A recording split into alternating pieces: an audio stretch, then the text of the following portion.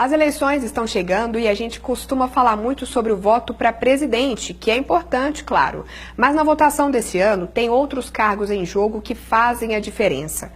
A gente vai às urnas votar para deputado federal, deputado estadual, senador, outro senador, governador e presidente da República. Para entender o que cada um faz, vamos lembrar que no Brasil é vigente o presidencialismo, dividido em 3 poderes: executivo, legislativo e judiciário. Pensando em âmbito nacional, o executivo quem faz é o presidente. Legislativo acontece na Câmara, onde ficam os deputados, e no Senado, onde ficam os senadores. Câmara e Senado juntos formam o Congresso. O judiciário fica a cargo do Supremo Tribunal Federal. Esses 3 poderes são independentes e devem estar em harmonia. Nenhum tem mais poder que o outro. O presidente da República comanda o governo federal, nomeia quem chefia cada ministério, indica os ministros do Supremo Tribunal Federal, por exemplo, além de administrar em parte as empresas estatais. É responsabilidade do presidente as políticas públicas e programas federais em áreas como moradia, saúde e educação. Para fazer essas políticas, ele precisa propor uma lei ou assinar uma medida provisória. Só que para fazer uma nova lei, ele precisa que senadores e deputados votem a favor dela. A medida provisória pode entrar em vigor sem esse aval do Congresso por até 120 dias, mas depois desse prazo, a Câmara e Senado precisam aprovar para que ela continue valendo. O presidente também propõe a lei orçamentária para a Câmara e Senado aprovarem. Lei orçamentária é, basicamente, o documento que determina como o país vai arrecadar dinheiro, pode ser com impostos, por exemplo, e como esse dinheiro vai ser gasto, ou melhor, como ele vai ser investido. Senadores e deputados são do Legislativo e, além de aprovar ou não projetos de lei, eles podem propor novas leis também. Podem criar CPIs, comissões parlamentares de inquérito, para uma investigação e votam para aprovar ou não uma PEC, proposta de emenda à Constituição.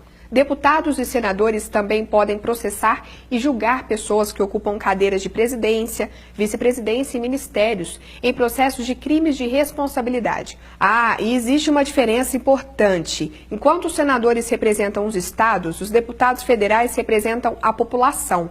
É por isso que estados com mais habitantes elegem mais deputados. Cada um tem no mínimo 8 e no máximo 70 deputados eleitos e trabalhando em Brasília. Com os senadores é diferente, cada estado tem direito a 3, não importa o tamanho da população. Nessas eleições votamos em 2 senadores, porque o mandato do Senado dura 8 anos e as eleições alternam. Em uma a gente elege 1/3 do Senado, em outra 2/3. Falamos até agora do cenário federal, mas essas eleições também decidem cargos importantes para cada estado.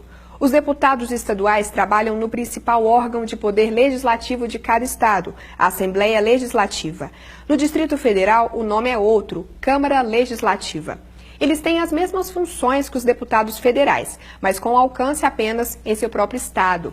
Participam da elaboração do orçamento e podem fazer esforço para que o governo estadual beneficie sua cidade ou região, destinando verba, por exemplo. A gente pode comparar a função do governador com a do presidente. Governadores nomeiam os secretários e gerenciam a segurança pública, que envolve o controle de polícia civil, polícia militar e construção de presídios.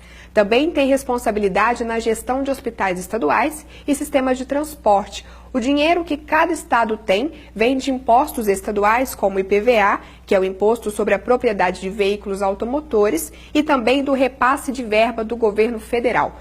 É por isso que cada governador defende os interesses do seu estado em Brasília, conseguindo obras e verbas, por exemplo.